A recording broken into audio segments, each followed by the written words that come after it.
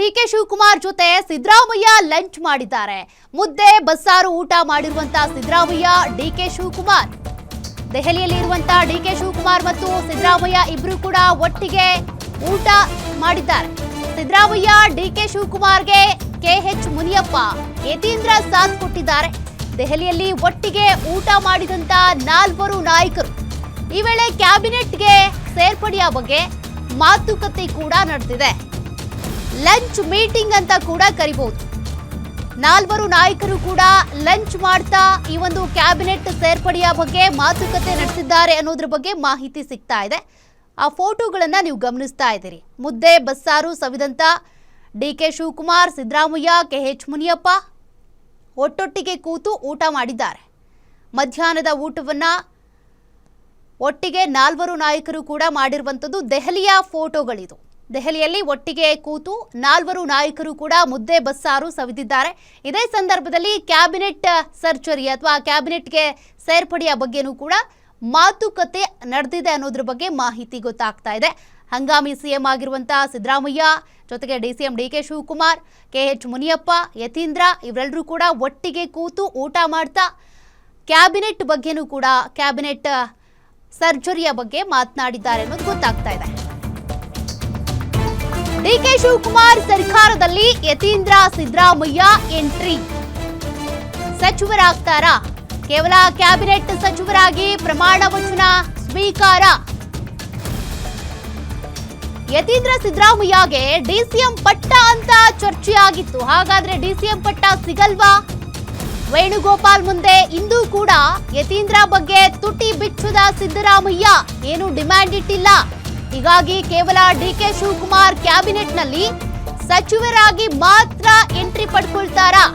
ದೆಹಲಿಯಲ್ಲಿ Siddaramaiah, DK Shivakumar, KH Muniyappa, Yathindra lunch meeting ಆಗಿದೆ.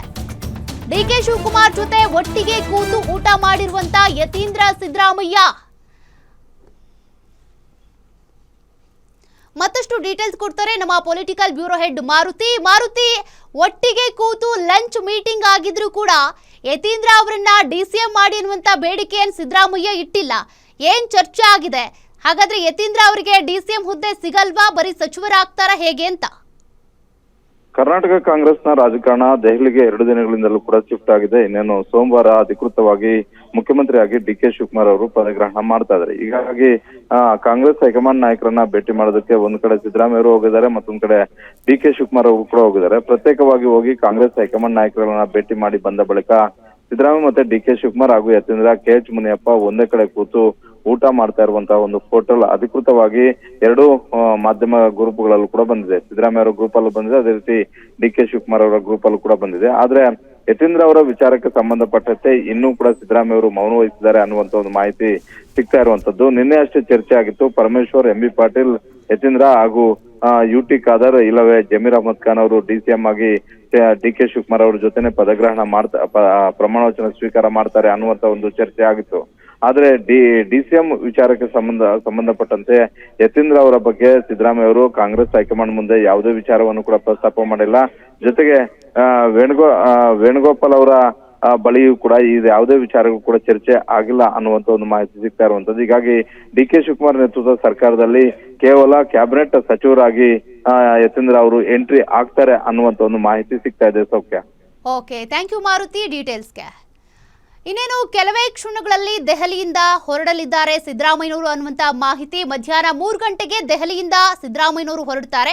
ಆಪ್ತರಿಗೆ ಕ್ಯಾಬಿನೆಟ್ನಲ್ಲಿ ಸ್ಥಾನ ಕೊಡಿ ಅಂತ ಮನವಿ ಮಾಡಿರುವಂತ ಸಿದ್ದರಾಮಯ್ಯ ರಾಹುಲ್ ಗಾಂಧಿ, ಖರ್ಗೆ ಅವರನ್ನ ಭೇಟಿ ಮಾಡಿ ಚರ್ಚೆ ಮಾಡಿದ್ದಾರೆ.